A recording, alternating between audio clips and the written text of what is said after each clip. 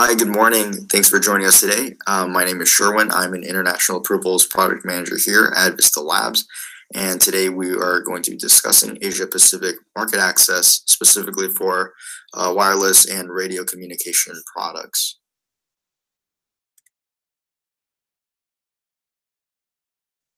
So here are the countries we're going to be discussing today. Keep in mind this is primarily for the radio approval, so type approval. Japan, Australia, Indonesia, Singapore, Hong Kong, Malaysia, Vietnam, New Zealand. It's going to be a lot, so I'm going to try and give you a quick rundown of the most important things that you need to know to get started with certification and approval in these countries. So looking at the agenda for today, we're going to be discussing radio equipment approvals in Japan, Australia, Indonesia, Singapore, Hong Kong, Malaysia, Vietnam, and New Zealand.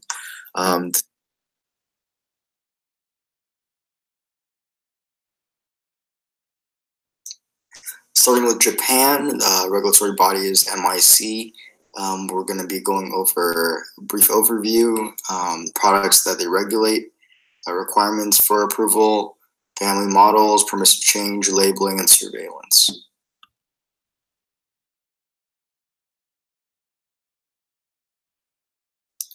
The Ministry of Internal Affairs and Communications, MIC, they have jurisdiction over many government agencies involved in the nation's framework, but we'll be talking about the Telecommunications Bureau, which covers telecom and wireless technologies.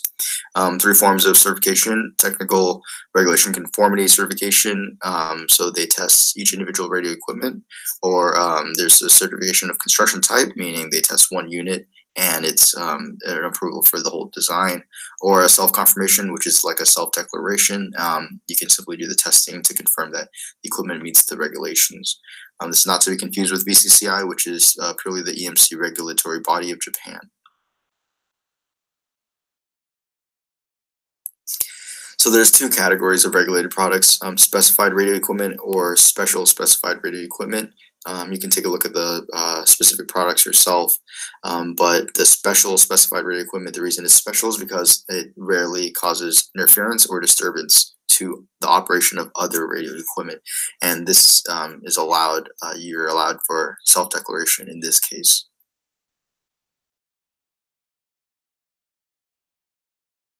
Now look at the requirements. Testing, well, it can be done locally, 1 to 2 samples, and the lead time will depend on the product's complexity. Documentation, block diagrams, schematics, antenna spec sheet, data rate, test report, external photos, picture of the printed circuit board, the layout, user manual, and a ISO 9001 certificate. Lead time can be as fast as 1 to 2 weeks or up to 4 to 6 weeks. That'll depend on the complexity of the product. Family grouping is allowed in Japan, so models can be in the same family if it's based on the same design. They can differ very slightly in terms of some options. Permissive change, so if any changes occur, whether it's hardware or software that affects conformity with the technical requirements, then retesting is required. Labeling, so there's the label R mark for radio equipment, 3 digits for the certification body's identification, and 6 digits for the equipment's identification code.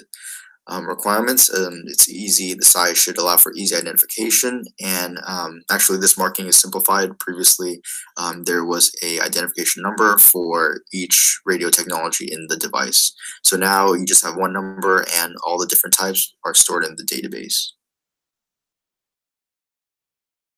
So in terms of surveillance, MIC, they'll purchase certified equipment from the market and examine it for any non-conformance with the technical regulations. And when it violates it, then they'll contact the supplier to correct it, and they'll investigate further on what happened. So some of the offenses: if you refuse to submit information to MIC, unauthorized usage of the marking, interference, intentional interference with other devices, or unauthorized changes to equipment. There's heavy fines and possible imprisonment.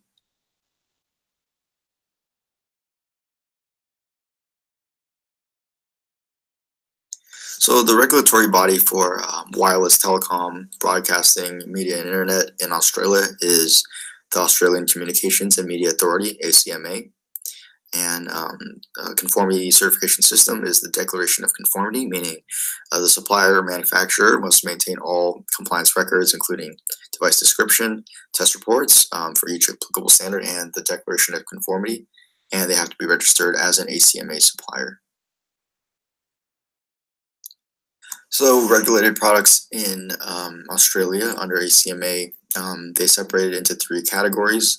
Level 1, 2, and 3, and increasing in the risk of the device. Level 1, mainly just digital products. Level 2, you'll have your laptops, computers, things like that. And level 3 are products that are intentionally radiating and also used in close proximity to the body, so such as your smart watches, your wearables, things like that.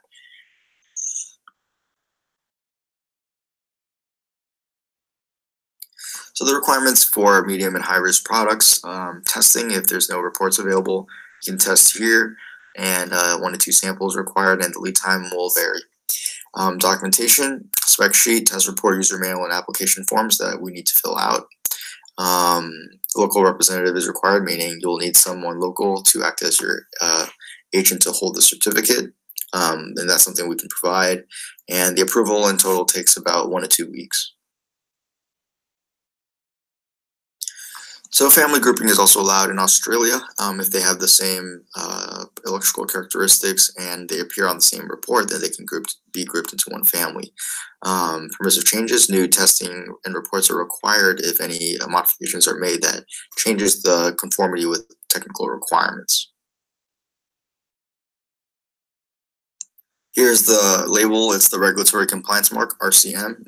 It used to be ATIC, CTIC, but now they just have a simplified marking. You must be registered with ACMA to use it, and it's also recognized in New Zealand. Legibility, at least 3 millimeters in height, and e-labeling is allowed. Package and documentation labeling is also allowed. So compliance audits can be triggered through random selection from the database, or if they receive written complaints or safety incidents. So try to avoid mislabeling and try to stay in compliance with the ACMA regulations. Penalties, they're administered as penalty units. 1 penalty unit equals 210 Australian dollars. So for companies, you may be fined up to 1,500 penalty units, or up to 2 years of imprisonment for individuals for any non-compliance found.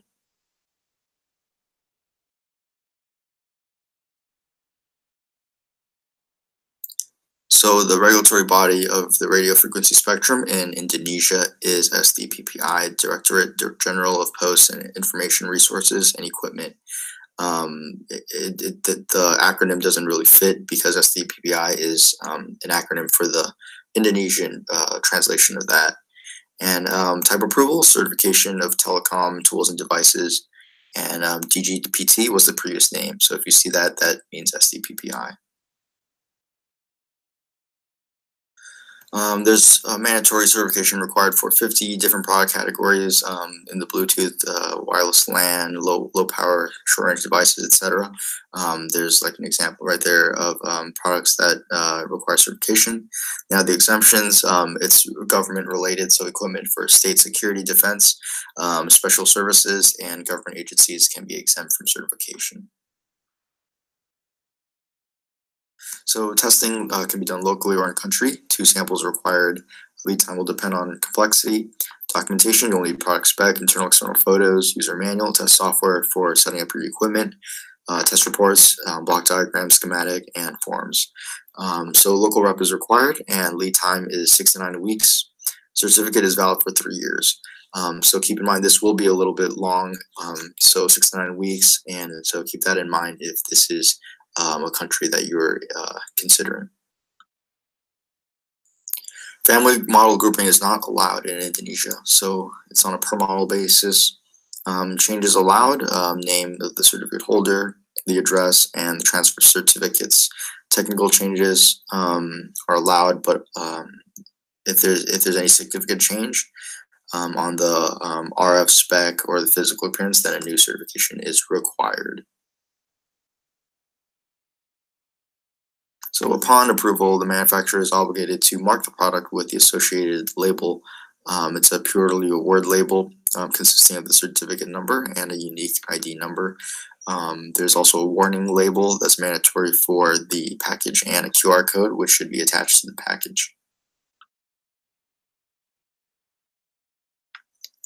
So there's two things that can happen if there's a non-compliance. Your certificate may be suspended or revoked. So if there's any technical nonconformities or misuse of the label, you'll be suspended. And if you're no longer making the product, or if you don't want to renew it, or if you're not taking corrective actions upon a suspension, then it may be revoked.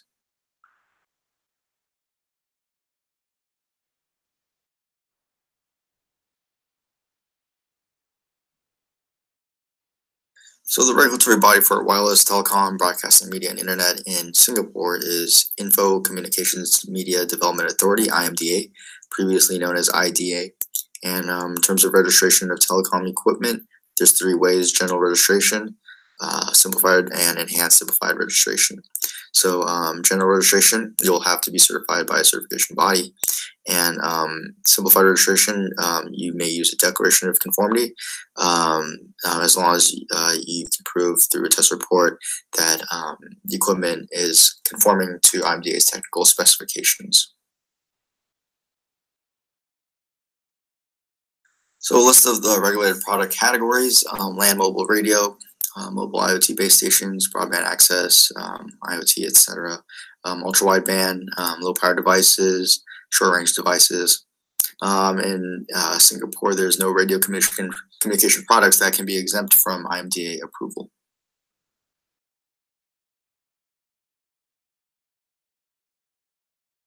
So requirements: testing can be done locally here. 2 samples, lead time will vary. Documentation, general description, photos of equipment from all sides, sales brochure with technical data, test reports, and the features supported. So local representative is required for Singapore. Lead time 2 to 4 weeks, and obviously it can vary product dependent, and certification is valid for 5 years.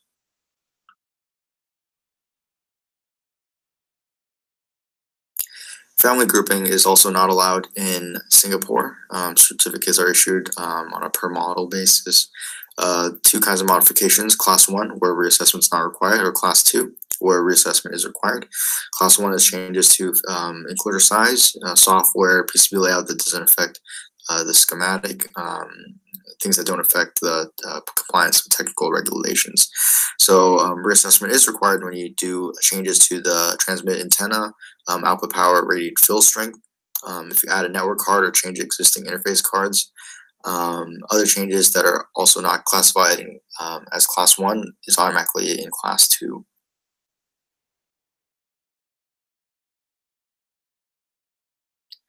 So here's the product label, statement of compliance with IMDA standards. It can be affixed on the packaging or instruction manual. E-labeling is allowed as long as you include instructions on how to locate where the E-label is at. And label size 17 millimeters by 9 millimeters. You'll need prior approval to use a different size. And anything that's not registered or labeled must clearly state that it's for export only. So supplier must submit test results and evidence of certification to prove to IMDA that they're conforming with the technical specifications. Enforcement team from IMDA responds to public complaints, and they also verify registrations weekly. Penalties up to 10% of the annual revenue of your company from usage of this license, or up to 1 million Singapore dollars, whichever is higher.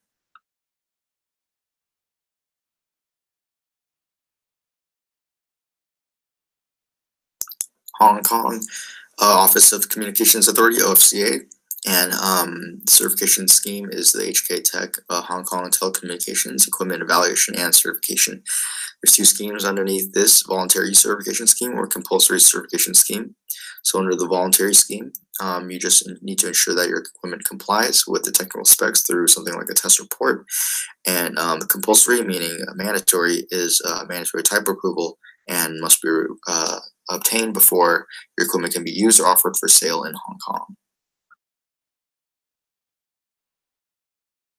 So what is mandatory? Citizen band radio equipment, land mobile radio equipment, aeronautical fixed link equipment, ISM equipment, and voluntary cordless phones, digitally enhanced cordless phones, Bluetooth products, IEEE 802.11a, BG, other wireless local access network products, 3G LTE, RFID, things like that. Testing can be done locally or in country. 2 samples, lead time 2 to 3 weeks, but can vary slightly. Documentation, circuit diagram, user manual, photos showing circuit layout, internal external photos, block diagram, test reports, application forms. Local representative is not required for Hong Kong. Lead time 3 to 6 weeks, obviously product dependent, and no expiration date on the certificate.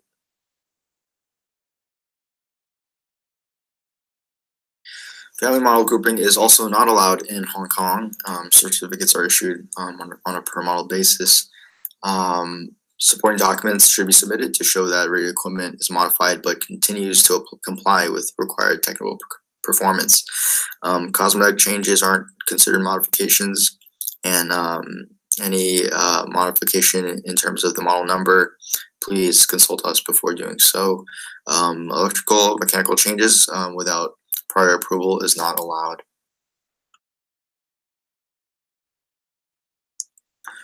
So labeling in Hong Kong is voluntary but encouraged. There's the sample of the label. So it consists of the CV code assigned by OFCA, the year of issue, and a serial number issued during this calendar year. A label can be printed on the packing materials or user manual if it's not practical to put on the equipment.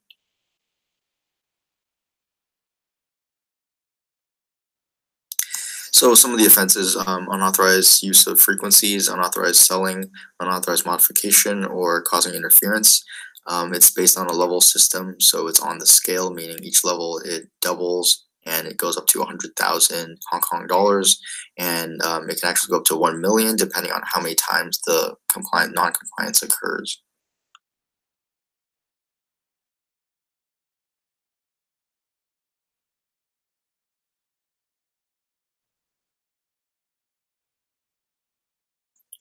So in Malaysia, you may have heard of SIRIM. It's the Standard and Industrial Research Institute of Malaysia, governed by MCMC.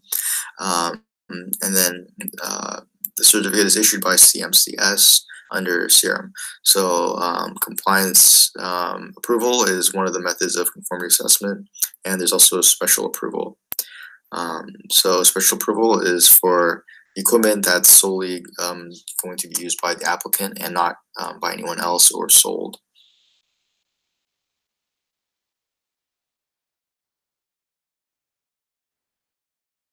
Here are the regulated product categories. On the left and on the right, you have examples of regulated products. And exemption, if it's for personal or company's own internal use, for trials, market surveys, or demonstration, exhibition purposes, R&D, or training.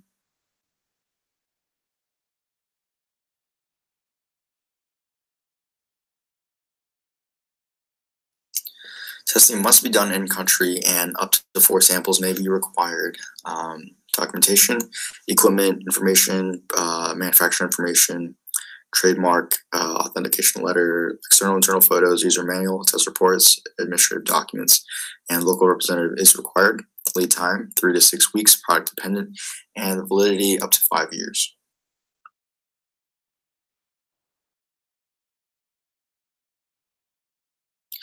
Family model grouping is not allowed. Approvals are issued per model, and each model is subject to an application under its own certificate. So modifications, they have something called the parallel by comparison application.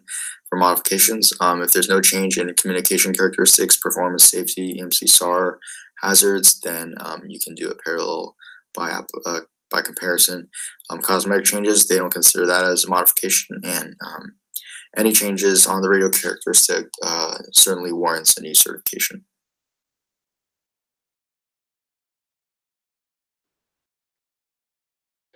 So product label is the MCMC logo, Malaysia Communications Multimedia Commission.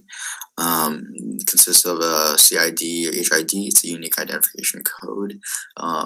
Manufacturer, whether it's local or foreign, and the year, a unique ID number, and it can be affixed on the instruction manual or packaging. And e-label is allowed, again, with instructions on how to locate the label. 8 millimeters by 8 millimeters, and if it's on the packaging, it must occupy an area greater than 1% of the external surface.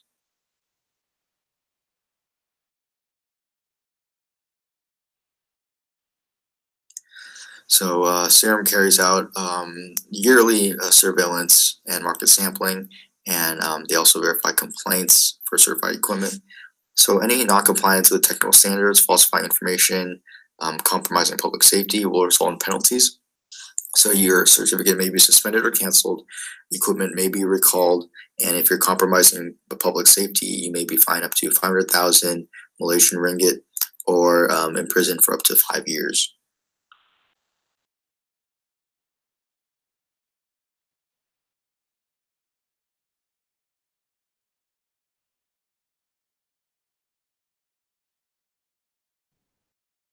So for Vietnam, Verification Certification Center of Vietnam Telecommunication Authority, type approval and declaration of conformity are the two ways to get into Vietnam.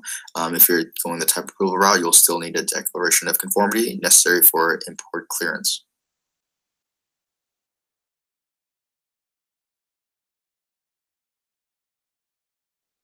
So product categories, radio transmitter, transceivers using frequencies 9 kilohertz to 400 gigahertz, any RF transmit power 660 milliwatts or above, short-range devices, wireless LAN, Bluetooth RFID, radar equipment, high-frequency digital transmission equipment, and exemptions are certain low-powered devices or devices who are using the old circulars who are grandfathered in.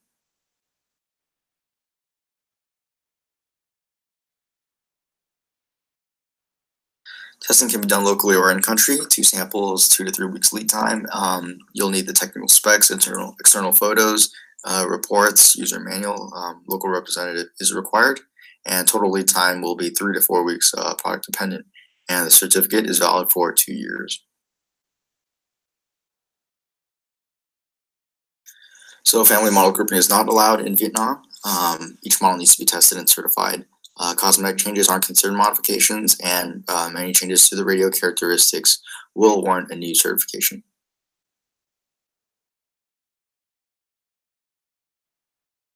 So now let's take a look at the label. For IT products, we'll be using the ICT label. Consists of a code, which is a management code provided by VNTA, as well as consisting of the management information registered with the VNTA. On the left, you have your type approval label, and on the right, you have your DOC label, which is missing the code. So the surveillance framework in Vietnam, frequent but random inspections. And if they find out the importer doesn't comply, then they will destroy the non-compliant products or ask the importer to return the goods back to the exporter.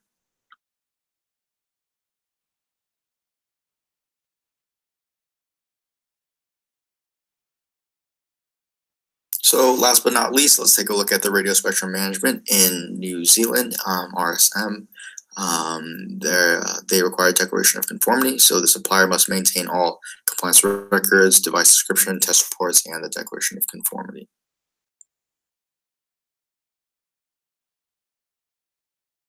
So the different categories of regulated products, short-range devices, personal communication devices, maritime aeronautical safety service devices, land mobile fixed service devices.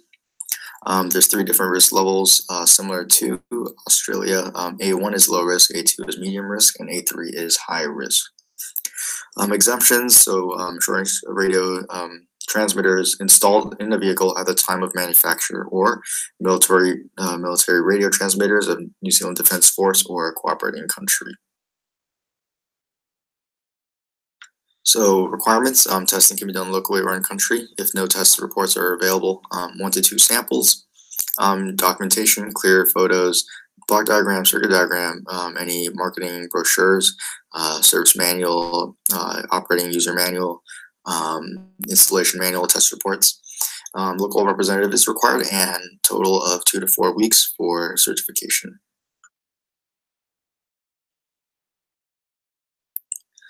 So family model grouping is allowed, meaning if different models have the same electrical characteristics and they're on the same test reports, then they can be grouped into one family. Permissive changes in general. So if there are new reports required or new testing required, then the declaration will require a revision.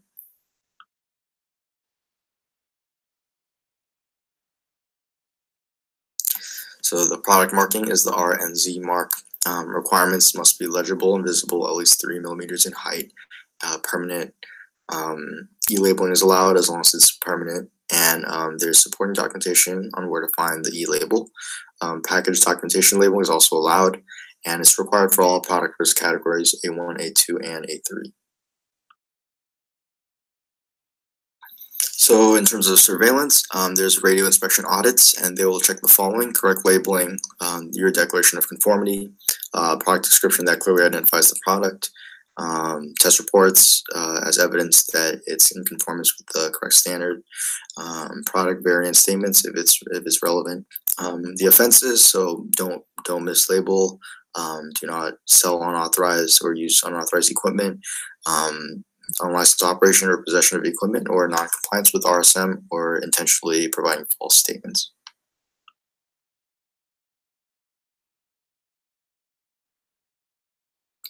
Okay, so that about sums it up for a brief overview of the type approval requirements, radio requirements for market access for Asia Pacific countries. Thanks for sitting through this presentation, and I hope you learned something.